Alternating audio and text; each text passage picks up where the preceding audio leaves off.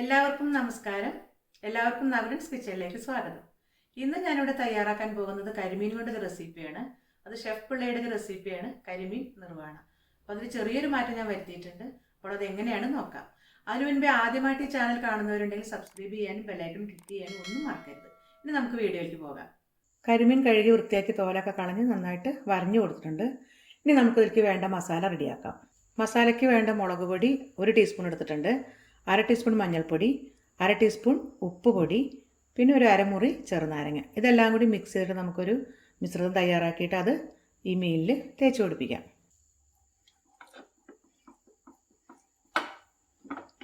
മീൻ നല്ലപോലെ നമ്മൾ മാരിനേറ്റ് ചെയ്ത് വെച്ചിരിക്കുകയാണ്. ഇനി ഇത് കുറച്ച് നേരം നമുക്ക് മാറ്റി വയ്ക്കാം. ഈ സമയം കൊണ്ട് കുറച്ച് തേങ്ങാപ്പാൽ റെഡിയാക്കി എടുക്കാം. അടുപ്പത്തൊരു ദോശക്കല്ല് വെച്ചിട്ടുണ്ട്. അതൊന്ന് ചൂടായതിന് ശേഷം നമുക്ക് വെളിച്ചെണ്ണ ഒഴിച്ചു കൊടുക്കാം. എന്നിട്ട് മസാല പുരട്ടി വെച്ചിരിക്കുന്ന മീൻ ഒന്ന് വെച്ച് കൊടുക്കാം. എണ്ണ നല്ലപോലെ ചൂടായിട്ടുണ്ട്. ഇനി നമുക്ക് ഈ മീൻ ഇതിലേക്ക് വെച്ച് കൊടുക്കാം. തീ ലോ ഫ്ലെയിമിലാണ് വെച്ചിരിക്കുന്നത്.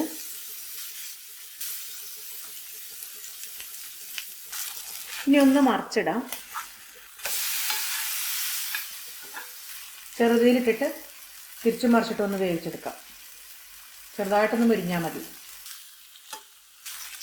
ഇനി നമുക്കിത് വാങ്ങി വയ്ക്കാം. ഇനി നമുക്കൊരു ചട്ടി അടുപ്പത്ത് വെച്ചിട്ട് അതിലൊരു വാഴേൻ്റെ ഇല ഇറക്കി വയ്ക്കാം. അടിയിൽ ചെറിയ 2 വാഴേൻ്റെ ഇല വെറുതെ ഇറക്കി വെച്ചാണ്. ഇനി അതിലേക്ക് നമ്മളിത് ഇതുപോലെ വാട്ടിയൊരു വാഴേൻ്റെ ഇല ഇറക്കി വയ്ക്കുകയാണ്. ഇനി ഇതിലേക്ക് കുറച്ച് വെളിച്ചെണ്ണ തൂവി കൊടുക്കാം.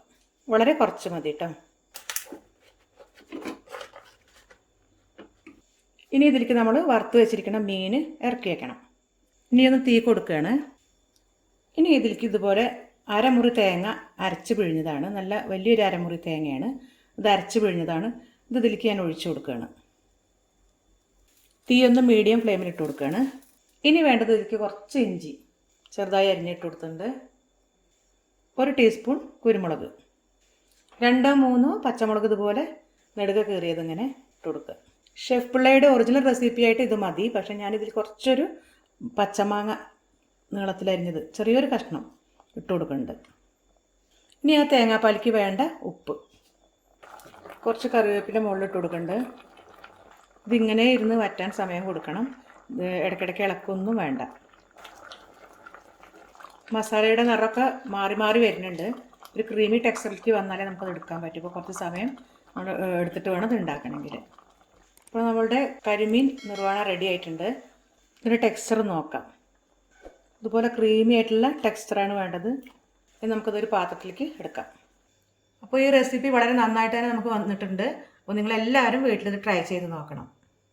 അപ്പോൾ ഈ വീഡിയോ ഇഷ്ടമായെങ്കിൽ ലൈക്ക് ചെയ്യാനും ഷെയർ ചെയ്യാനും കമൻറ്റ് ചെയ്യാനും ഒന്നും മറക്കരുത്. അടുത്ത നല്ല നല്ല റെസിപ്പി ആയിട്ട് വരുന്നവരേക്കും ബൈ.